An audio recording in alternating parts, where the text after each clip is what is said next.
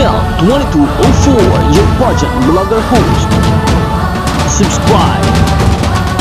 Magandang araw Pilipinas, panibagong Pilipina na naman ang magbibigay ng karangalan para sa ating bansa. Napakainit ng suporta ng mga Filipino fans at media para sa ating pambato na si Cyril Payumo at sa kanyang bagong mensaheng ibinahagi online. Muling naramdaman natin ang tapang, determinasyon at inspirasyon na kanyang dala sa nalalapit na laban sa Miss Charm 2025 sa Vietnam. Ayon kay Cyril, tunay na napuno ng pagmamahal ang kanyang puso matapos ang napakasayang send-off na ibinigay ng fans at media. Makikita ang ngiti at saya sa kanyang mukha habang pinapasalamatan ang lahat ng sumusuporta, nag-cheer at nagbigay ng lakas para sa isa sa pinakamahalagang journey ng kanyang pageant career.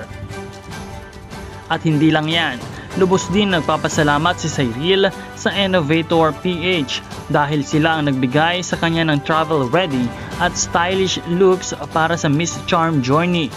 Kitang-kita naman sa kanyang aura na handang-handa na siya, confident at glowing para sa laban. Your love is coming with me all the way to Vietnam, ayon kay Cyril. Kaya naman Pilipinas, handa na ba kayo? Dahil muling mapapanood natin ang isang Filipina queen na hindi lang maganda, kundi may puso at dedikasyon para iwagayway ang ating bandila sa international stage. Let's do this Philippines! Suporta at dasal ang kailangan ng ating reyna. Laban Cyril, laban Pilipinas.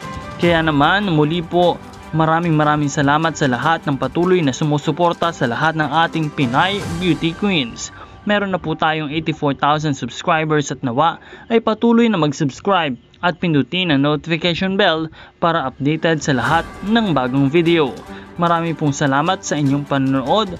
This is Nel 2204. Magkita po tayong muli sa susunod na update.